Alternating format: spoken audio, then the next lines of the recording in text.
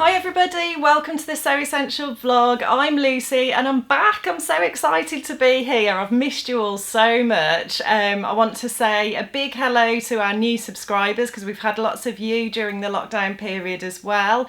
So thank you for joining. I hope you've enjoyed my content, and here I am to bring you lots of new content.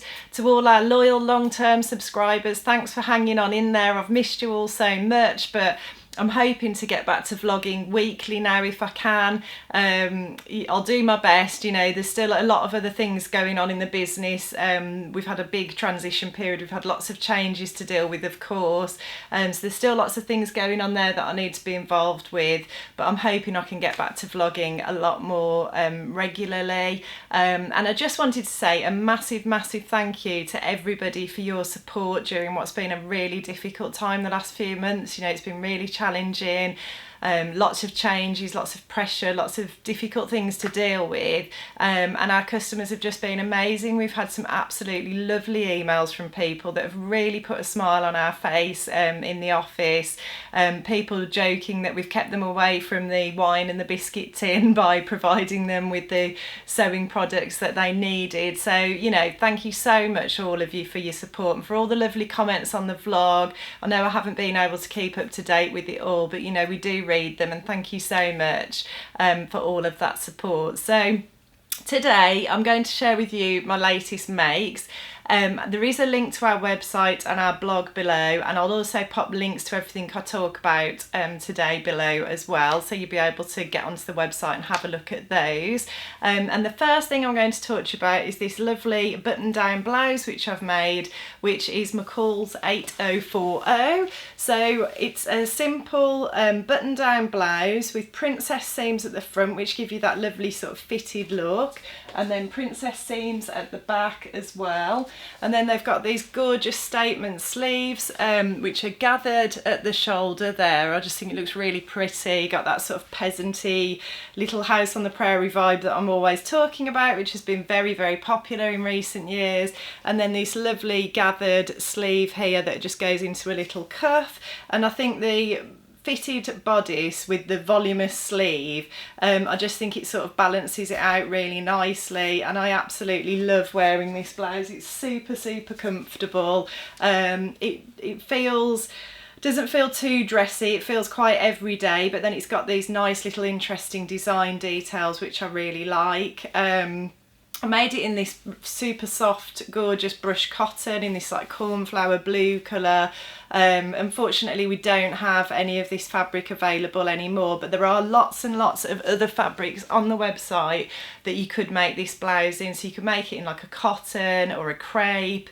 Probably a viscose fabric would work quite well as well. And we've just had a big influx of gorgeous new summer and spring fabrics, so you should get on and have a look at those. So there's plenty of other ones to choose from. But I'll just talk you through the sizing of the pattern as well. So the sizes run from a 6, which is a 30.5 inch bust, 23 inch waist and 32.5 inch hip, up to a 22, which is a 44 inch bust, a 37 waist and a 46 inch hip. So I made a 12 on the top and graded to a 14 at the waist, which I usually do. That's pretty standard for me because I'm quite narrow at the top, and I'm definitely like more of a pear shape. I did my usual high round back and forward shoulder adjustments on the pattern because that's the standard adjustment for me.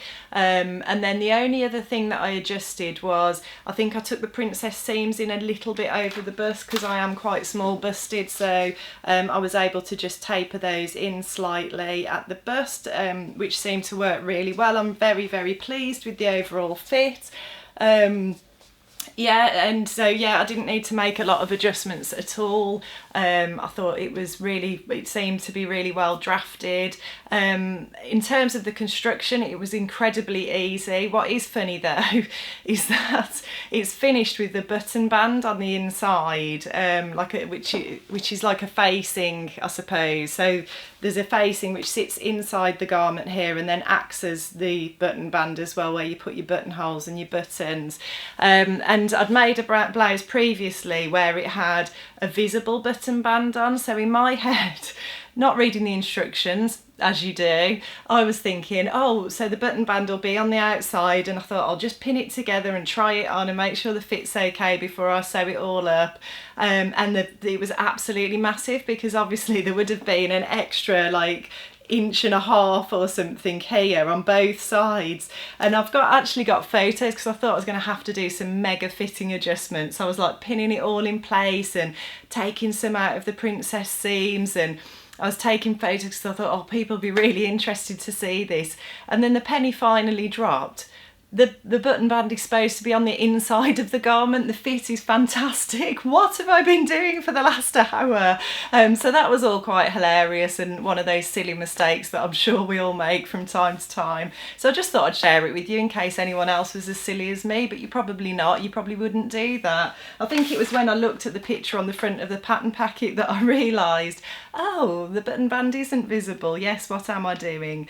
So that was quite amusing. But yeah, generally the construction was dead simple and easy. I found it really fun doing the little gathering stitches for the sleeves. I really enjoyed that part. Kind of makes the setting in sleeves a little bit easier as well. Sometimes I think having a gathered sleeve, so yeah, because you haven't got to worry about getting tucks in that part of the sleeve so much. But yeah, just a really enjoyable process doing that. For the buttons, I used a self-cover button. So we've got loads of new Prim products on the website as well. If you haven't seen those, you should get on and have a look, because we've got a massive Prim range now on the website, which has been super popular. And I used some of their brass self-cover buttons, and I've used self-cover buttons before but never Prim ones. And what I really liked was they had like little grooves around the edges of the buttons which gripped the fabric. I didn't even use the tool. I just fixed the fabric round and tucked it into the grooves, and then pushed the other bit inside. So if you see the buttons, you'll understand what I mean, but I found them really easy to use, which was nice. They were featured on the Sewing Bee a few weeks ago, actually, self-cover buttons, and I was really surprised how few of the bees had used them, because I always think it's a great solution if you can't find the perfect buttons for something. The self-covered ones can be a great solution, because obviously they're going to match what you've made.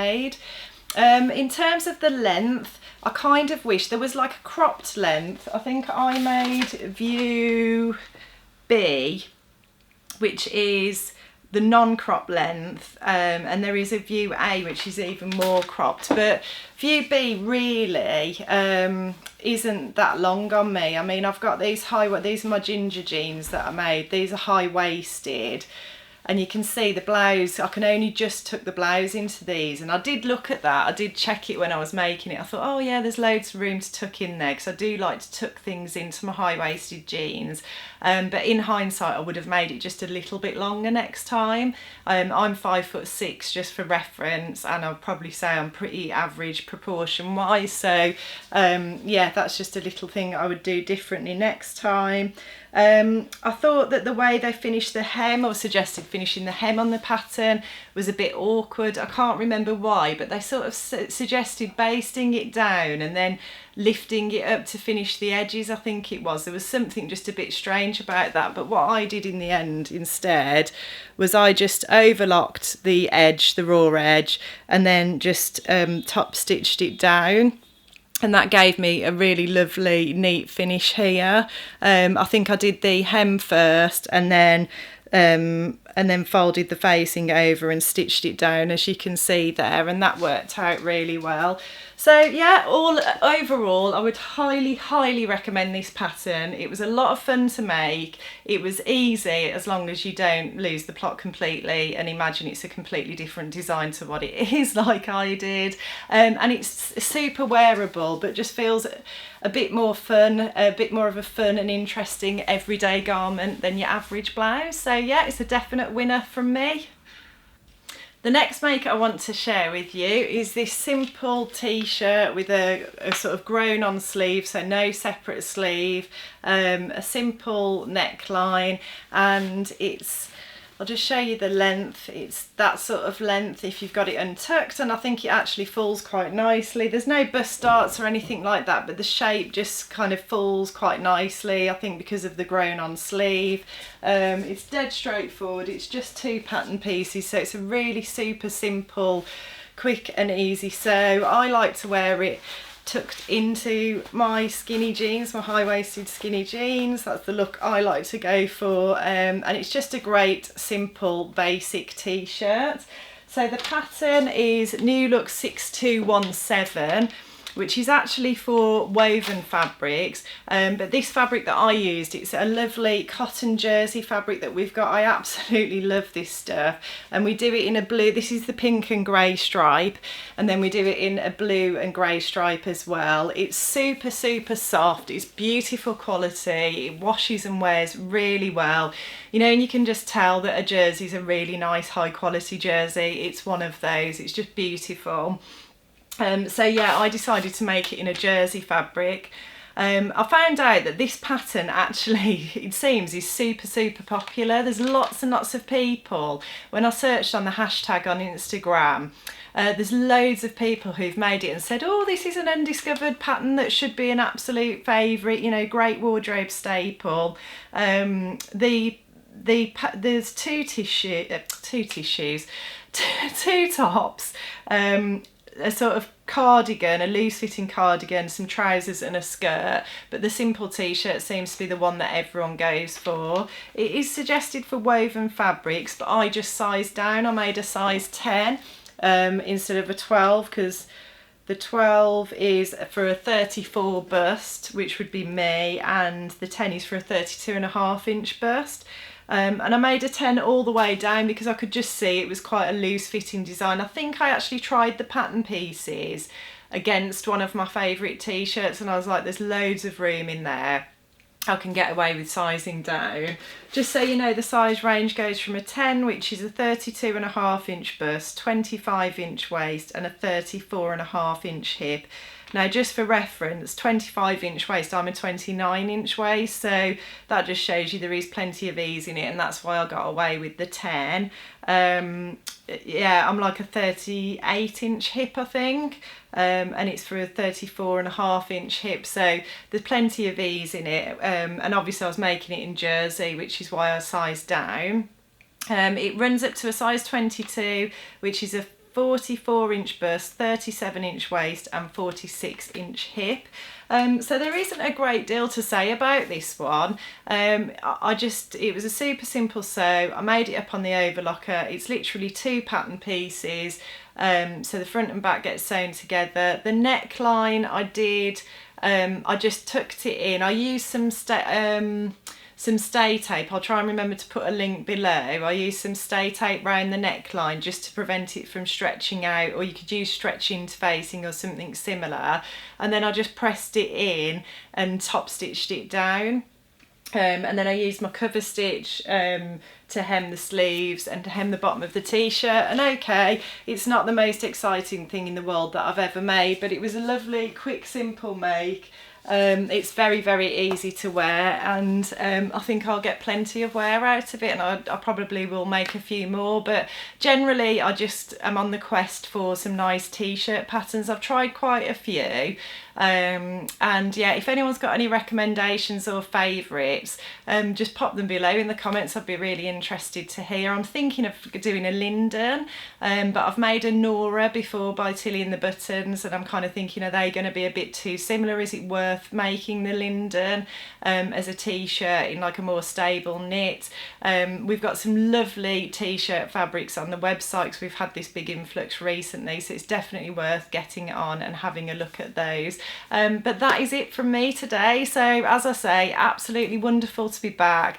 I'm really looking forward to hearing from you all. I hope there's lots of comments below. I hope you're all safe and well. I've missed you, and yeah, just looking forward to doing lots more vlogging in the near future.